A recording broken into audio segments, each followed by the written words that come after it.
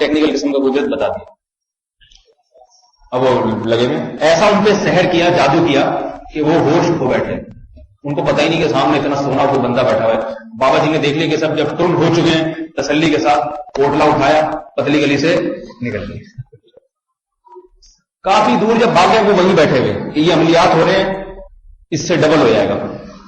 تو جب آنکھ کھولی تو پتا چلا کہ نہ بابا ہے، نہ رومال اور نہ پیسے. تو میں بتا رہا ہوں کہ دیکھو جادوگر بھی دھوکہ دہی تو کرتے ہیں، پیسے اس طرح سے بٹورتے ہیں. حضرت موسیٰ علیہ الصلوۃ والسلام کے دور میں جادو کا زور تھا، تو حضرت موسیٰ علیہ الصلوۃ والسلام کو اللہ نے لاٹھی کو حقیقت میں سانپ بنا کے دکھایا تاکہ جادوگروں کو یقین آ جائے کہ یہ جادو نہیں ہے، یہ کام اللہ ہی کر سکتا ہے. جب جادوگروں سے مقابلہ ہوا نا، کئی ہزار جادوگروں نے لاٹیاں زمین میں ڈالی، تو قرآن کے الفاظ ہے یخیل الیہ، دیکھنے میں ایسے لگ رہا تھا جیسے سانپ ہے. ہم نے موسیٰ سے کہا، موسیٰ علیہ السلام کو بھی ایسا لگا جیسے یہ سانپ ہے. اللہ فرماتے ہیں ہم نے موسیٰ سے کہا لا تخف، ڈر نہیں، انک انت الاعلی، آج تم ہی غالب رہے گا. القی ما فی یمینک، انہوں نے تو لاٹھیوں کو سانپ بنا کے دکھایا ہے، ہم سانپ حقیقت میں بنا ڈالیں گے. القی ما فی یمینک، تیرے دائیں ہاتھ میں جو لاٹھی زمین پہ تھے، فاذا ہی حیۃ تسعی. قرآن یہ نہیں کہتا کہ دیکھنے میں نظر آئے جیسے سانپ ہے، فرمایا تیز دوڑتا ہوا سانپ بن گئی. جب جادوگروں نے دیکھا کہ لاٹھی حقیقت میں سانپ بن گئی، فوراً اسی وقت سارے کے سارے سردے میں گر گئے اور کہنے لگے آمنا برب ہارون و موسیٰ، ہم موسیٰ اور ہارون کے رب پر ایمان لے آئے. یہ موسیٰ اللہ کا پیغمبر ہے، یہ جادوگر نہیں ہو سکتا، یہ اللہ نے کیا، موسیٰ کے بس کی بات نہیں ہے. تو کیوں وہ معجزہ دیا؟ تاکہ ان کی سمجھ میں آ جائے. حضرت عیسیٰ علیہ السلام کے دور میں طب کا علم، طب جسے ایلوپیتھک علم کہتے ہیں، حکیمی علم کہتے ہیں، اس کا بڑا رواج تھا. حکیم جارحنوس اور یہ بڑے بڑے مشہور جو ہے نا، یہ اسی زمانے کے ہیں. ایسی ایسی معجونیں دوائیں ایجاد کر لی، بڑے بڑے امراض کا علاج دریافت کر لیا گیا، مگر وہ تمام حکیم اس بات پر متفق تھے کہ موت کا دنیا میں کوئی علاج نہیں ہے. جو بچہ پیدائشی نابینا ہو اس کی بینائی واپس نہیں آ سکتی، اس کے لیے کوئی دوا ایجاد نہیں ہوئی ہے. اللہ نے حضرت عیسیٰ کو حکم دیا کہ مردے کی طرف اشارہ کر کے کہیں کہ اللہ کے حکم سے کھڑا ہو جا، مردہ زندہ ہو کے کھڑا ہو جائے گا.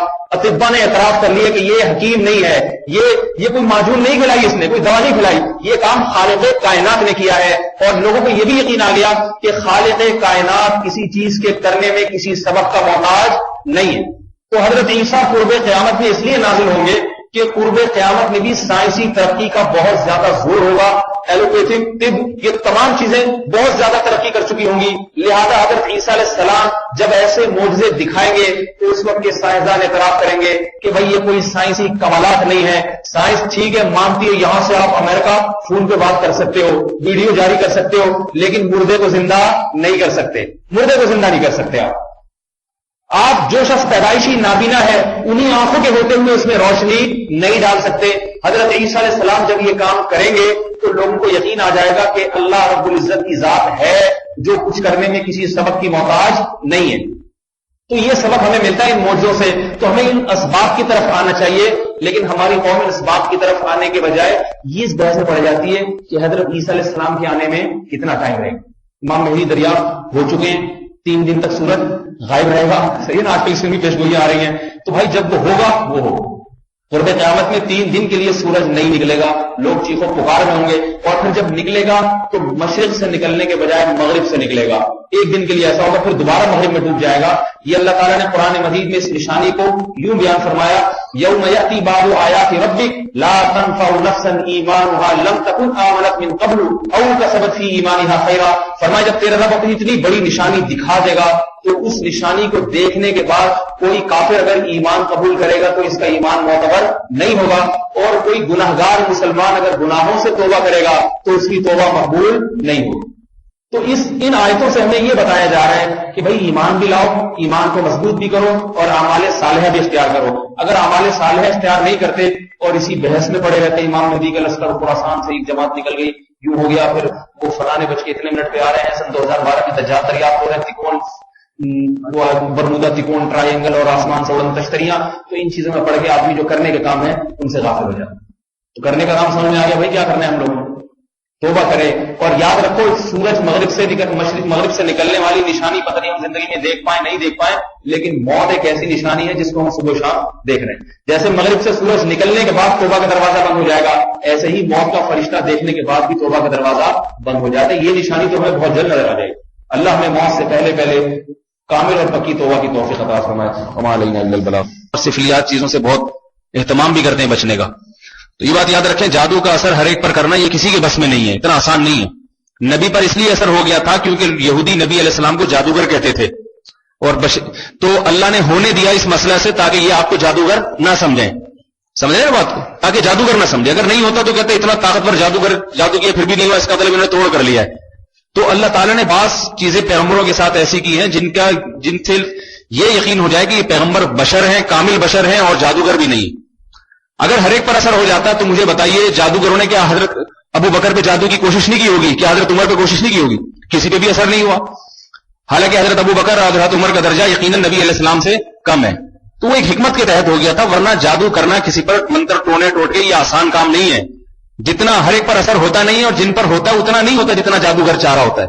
تو اس لیے اس بارے میں توہمات کی دنیا سے باہر نکلنا جانا چاہیے انسان کو. میرے پاس ایک خاتون کا فون ہے، لڑکی مسلمان ہوئی، اس کے والدین عیسائی. مسلمان ہوئی، اب اس کو گھر سے دھمکیاں اور یہ چیزیں بہت، وہ ڈر رہی تھی. وہ کہہ رہی تھی کہ مجھے میری ماں جو ہے نا مجھ پہ جادو ٹونے اور سفلیات کروا رہی ہے، تعویذ ملتے ہیں مجھے. میں نے کہا آپ بے فکر رہیں، آپ اپنی والدہ سے تعویذ لے کے خود جو ہے نا اپنے پرس میں رکھا کریں. بولی امی چھپ چھپا کے میرے بٹوے میں تعویذ رکھنے کی ضرورت نہیں ہے، مجھے تو میں خود کھول کے پی جاؤں گی. نہیں آ رہی بات سمجھ میں؟ میں دیکھو عاملوں کے خلاف کتنے عرصے سے بول رہا ہوں، جبکہ میں اپنی حفاظت کے لیے کوئی عملیات نہیں کرتا. جو صبح شام کی دعائیں ہیں بس اس پر اکتفا کرتا ہوں جو حدیث میں آتی ہے. اور صبح شام کی دعائیں نہیں بھی آئیں تو اردو میں جو انسان دعائیں مانگتے ہیں نا اللہ کی، وہ بھی سمجھ میں آتی ہیں دعائیں. فون آتے ہیں میرے پاس، یہ پڑھنے کے لیے بتا دیں یہ کام رکا ہوا ہے. میں نے کہا 2 رکعت پڑھ کے صلاۃ الحاجت پڑھ کے اللہ سے اپنی قومی زبان میں دعا مانگو، اے اللہ میری حاجتیں پوری کر دے. اللہ کی سمجھ میں آتی یہ باتیں، لیکن لوگوں کی سمجھ میں نہیں آتی یہ باتیں. لوگ کہتے ہیں اس طرح سے اللہ کام نہیں بنا سکتا. کچھ ایسا ٹیکنیکل قسم کا کوئی سینہ بسینہ کوئی چلتی ہوئی آ رہی ہے کوئی چیز جو کوئی ایسے گھمائے پھرائے والے الفاظ ہوں وہ اللہ کی سمجھ میں آئیں گے. ایسے ہم نے انگلش میں یا اردو میں اللہ سے کہہ دیا تو اللہ تعالیٰ کی معاذ اللہ سمجھ میں نہیں آئے. دعا کا تو عنصر یہ ہے کہ ہاتھ پھیلا کے گڑ گڑائے اللہ کے ساتھ. دیکھو فقیر جب آپ سے بھیک مانگتا ہے تو کوئی لگے بندے الفاظ پڑھ کے پھونکتا نہیں ہے آپ پر، بلکہ وہ مختلف طریقوں سے آپ کی جیب سے پیسے نکالنے کی کوشش کرے گا. تو آپ بھی اللہ سے اللہ کی رحمت حاصل کرنے کی کوشش کریں، جو الفاظ آپ کو سمجھ میں آ رہے ہیں ان کے ساتھ کہیں، اور جو حدیث میں دعائیں آتی ہیں ان میں اور زیادہ برکت ہے. تو میں نے اس خاتون سے کہا، میں آپ سے کہہ رہا ہوں کہ میں کتنا عاملوں کے خلاف بول رہا ہوں، آج تک کوئی عامل میرا کچھ بگاڑ سکا؟ الحمدللہ نہیں بگاڑ سکا. دھمکیاں دیتے ہیں یہ کر دیں گے وہ کر دیں گے بندوں کے ذریعے، لیکن ایسا نہیں بھائی تمہیں دھمکی دینے کی کیا ضرورت ہے؟ تمہارے پاس تو جنات چڑھائے لیں، ایک بھی جن آگے میں تو ایک سکتا. صحیح بتا ہوا چھوٹا سا جن، آپ کو پتا ہے جن ہی ہوتا ہے، کتنا ہی کمزور کیوں نہ ہو بہرحال ہوتا وہ جن ہی ہے. لیکن یہ نہیں کر سکتے، ان کو پتا ہے کہ کچھ نہیں ہو سکتا. تو اس لیے کوئی آپ کے گھر میں مسور کی دال پھینک کے چلا جائے، کوئی تعویذ کہیں سے دریافت ہو جائے تو اس کو اپنی جیب میں رکھ کے سو جاؤ آرام سے. آپ جس نے تعویذ رکھا اس کو بولو بھائی آپ خامخواہ میں پلنگوں کے نیچے تکیوں کے نیچے گھسا رہے ہو، اصل میں تو آپ میری جیب میں گھسانا چاہتے تھے، وہاں تک آپ کا ہاتھ پہنچ ہی رہا، آپ کے سامنے میں جیب میں رکھ رہا ہوں. میں سمجھ آ رہی ہے بات؟ انشاءاللہ کچھ بھی نہیں ہوگا جب اس جذبے کے ساتھ رکھو گے جیب میں. ٹھیک ہے، یہ سب فضول چیزیں ہیں. وہمی لوگ ان چیزوں سے ڈرتے ہیں اور عقل مند لوگ ان چیزوں کی طرف توجہ نہیں دیتے. اللہ تعالیٰ سمجھنے کی عمل کی توفیق عطا فرمائے. اب بھی سمجھ میں نہیں آ رہا پھر پولیس ہی سمجھا سکتی ہے آپ کو، ہمارے بس کی بات نہیں. الحمدللہ رب العالمین.